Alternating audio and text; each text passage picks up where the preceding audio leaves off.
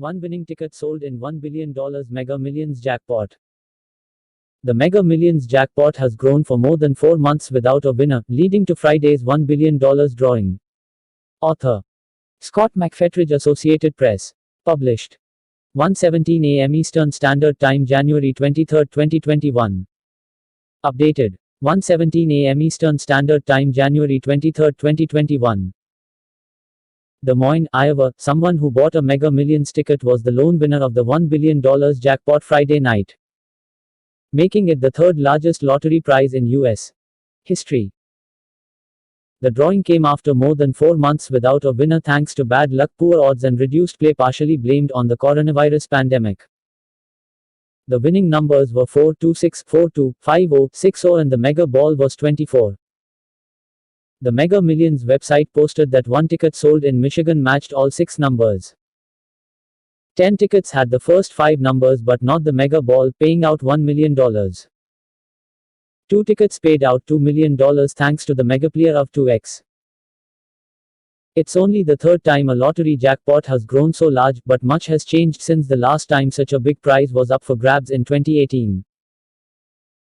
The odds of winning a jackpot remain the same, incredibly small, but for a variety of reasons fewer people are playing Mega Millions or Powerball, the two lottery games offered in most of the country.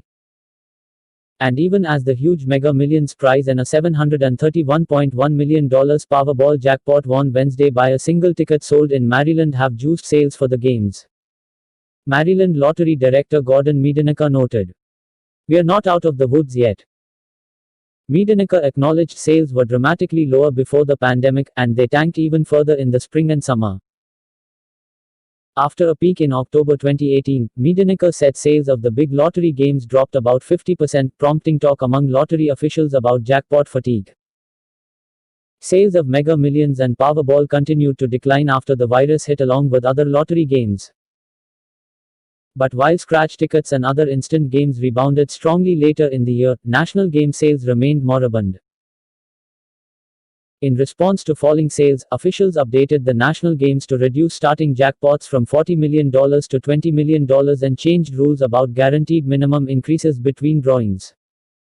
The moves made fiscal sense, but they caused jackpots to grow more slowly, further tamping down sales, as demonstrated by the record 37 draws without a winner it took to reach the current Mega Millions jackpot that's still far less than the all-time highs. That's why it takes so many rolls to get up to a high jackpot level, Miedenecker said. What hasn't changed are the odds. By design, Mega Millions and Powerball are relatively generous in awarding small dollar prizes, and lottery officials boast there is a roughly 1 in 24 chance of winning something. But to generate huge jackpots, officials must be absolutely miserly about paying jackpots. It's hard to fathom how unlikely it is to beat odds of 1 in 292.2 million for Powerball or 1 in 302.5 million for Mega Millions.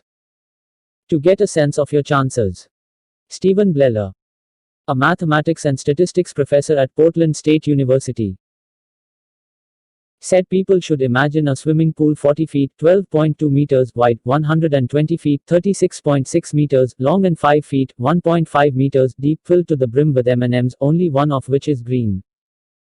To win, all a player must do is jump in blindfolded and wade around until finding that single green candy. Andrew Swift, a mathematics professor at the University of Nebraska-Omaha, put it this way: your chances of picking up 2 oysters and finding a pearl in both is about twice as likely as winning either lottery jackpot. Still, someone always ultimately wins.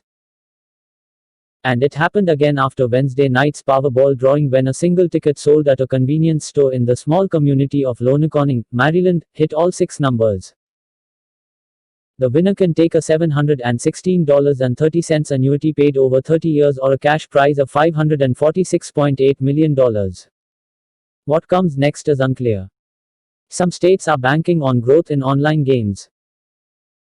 But while the 10 states that allow purchases on computers and phone apps are seeing rising sales, such purchases remain a relatively small percentage of overall revenue. The current role has revived the game as it's been designed, Miedenecker said. Whether we continue to consider making changes or not is to be seen.